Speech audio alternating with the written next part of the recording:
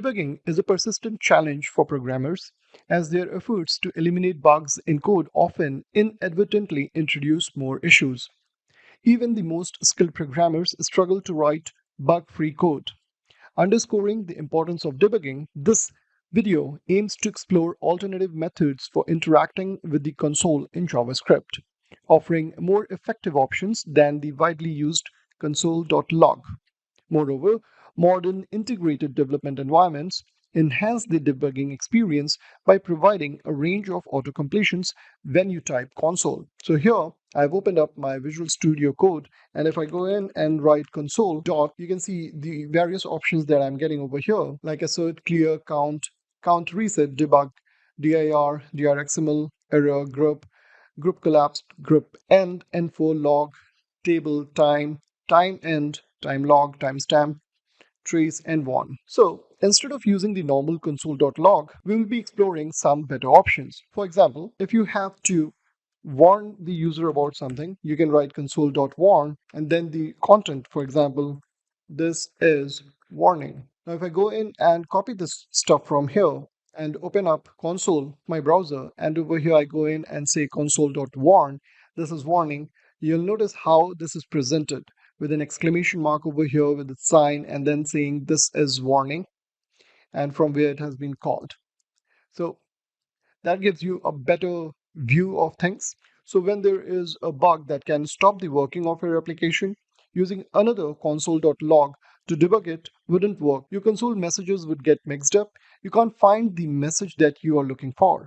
But using console.warn and console.error. So let's give it a try over here, console.error, and we say this is an error. If I run this now, in console, you can see how differently it is being shown to the end user so that you can view it quite clearly and know something wrong has happened and you need to take care of it. Now let's go ahead and take a look at timing operations. So for that, we have console.time. And if we have to work on this, let's have a method created. So let's go in our Visual Studio Code. And over here, what we'll do is we'll be writing a couple of lines of code. So here what we are trying to do is we are first of all making use of console.time, and at the end we are saying console.timeEnd, and over here again we are printing the same message, and this kind of gives us the output when this method execution got over. So now if I just copy this piece of code from here and put it in our console, over here you can see that it says 219.54 milliseconds. So this basically calculates the total amount of time a method has spent, and that's how we make use of it. First of all, starting with console.time and then ending it over here, console.timeEnd. And this comes in handy when you have some CPU intensive applications that would take some time, like canvas rendering, etc. Next, we will be exploring how we can trace things. So we want to know how this error happened, what are the line numbers, what method it has passed through before throwing this exception. And to do that, we have console.trace. So if I create it as a method over here, so here what we have done, we have created a function called iterate, and within that function, we have called this method called trace. Now trace is doing nothing but just printing this console.trace. And finally, we have called this function iterate.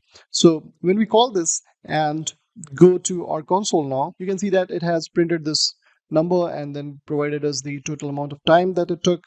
And then over here you can see how this execution has taken place. So iterate method was called, and after that it called the trace method. So you have the hierarchy when exactly specific stuff was called, at what line number it was called. Other thing is if you can put a region kind of thing with consoles as well, like in Visual Studio IDE we have this region where you specify a specific set of functions and you put them in a block of region and give it a proper name. Similarly, we have grouping feature using console as well.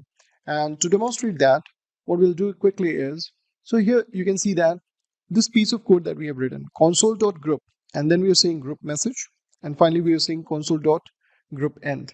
So this is kind of grouping these console log messages within a group. So now if we see the output in the console, you can see this collapsed and expandable kind of thing. So it's kind of grouping the message with a specific header. So at times when you're debugging for a specific problem, you can provide a group kind of thing where you have the console messages as part of that particular issue that you're trying to resolve. And then all the console messages will be part of that particular group. And then it will be more helpful to understand how exactly things are going on. Other than that, we have console.clear, which kind of clears the console. So that's pretty straightforward. So if I can go in and write console.clear, that is going to clear up the console. And then we also have some visualization options with console. Like if you have a person data set in a JSON format, if I go in and make use of console.log and I try consoling them over here, like person Sam and person Peter, and over here I just say person Sam, and then I say person Peter over here, and let's see how it looks in the console now. So you can see over here, this is how it is coming up: name, age, and hobby. But if I do this using console.table, you'll see the difference. And now you see how this is coming up. It's more readable. Like you can see the index over here, person Sam, person Peter, then the name, age, and hobby are coming up as columns, and all the records are presented in a nice formatted way, row by row. So whenever you have such data sets, do make use of console.table to present them in a nice format. Now, other than that, you might have noticed that these colors that are coming up over here, we don't have any option to change them. Like if you want to present a message in a specific color, how you will be doing that? Turns out we have a way to achieve that as well. And that can be done by having CSS in the console itself.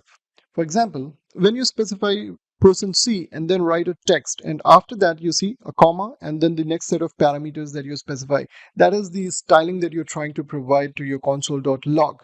So here when you say person C, then you need to specify a styling over here, and when you do that, you can see how this console.log message is appearing and how the normal ones were appearing earlier. So I hope you found something of use in this video, and next time when you are logging, you might be able to make use of some of the methods that I have shared with you all. Thanks for watching.